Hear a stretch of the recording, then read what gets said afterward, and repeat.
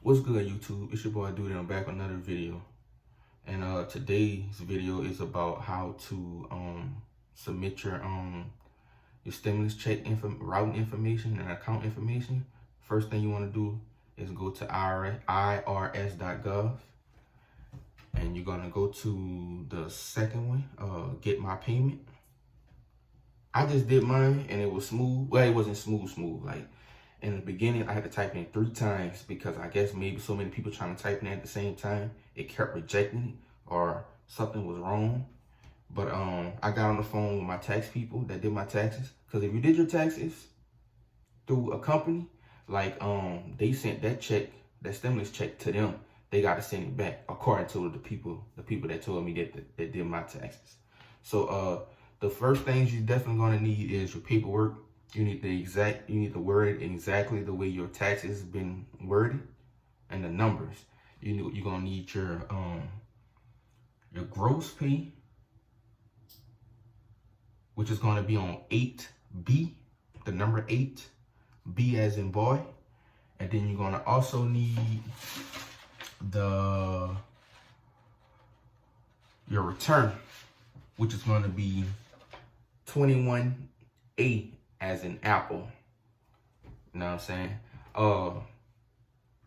What you're gonna do is you're gonna go to get my payment, press that, and it's gonna ask you to authorize, basically it's letting you know like it's gonna record and copy any information that you type in from there on. You press OK if you're cool with that. First thing first, you're gonna enter is your social security number or your tax ID, which is like your individual tax ID. Next thing you're gonna put in is your birthday, double digit. Use your double digits, and they give you examples if you can't figure it out. The next thing you're gonna do is your street address, and you don't put the city and the state. You just put your street information, like 123 Street Road, RD instead of road. Or you type it in exactly how your information is on the paperwork, on the taxes. That's what you need to do. Type it in, make it match. Because the first time I typed all that stuff in, it said it didn't match the database. So, well, 2 times it said that. So I just pulled up all my paperwork and typed it in exactly the way your paperwork said. So there won't be no misunderstandings. It had to match perfectly. And then your last thing is your zip code. You type that in, boom, press continue. And after that, you're gonna go to the next page, right? The next page is gonna be basically, you're gonna type in your information where you're gonna have to put in like, it's gonna ask you your gross amount, which is, if you press the information button, it's gonna tell you like, go to your records and it will be under 8B, 8 and B as in boy. You put that number in, brown. You go to the next line, then it's gonna tell you something like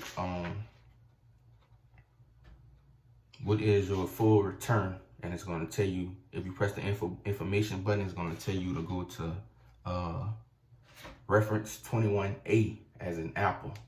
And then once you put that information in, you press I guess like submit or continue, and then you go to the final stage, and it's gonna be 2. You gotta type in your routing number twice. You gotta check off savings or checking. Basically, you gotta click one after the other, wherever you want your stuff to go to. So you press savings or checking. Most people got a checking. I put it in my checking. I press checking, and you're gonna type in your routing number twice. You gotta make sure it matches. Take your time. Go very slow and proofread it.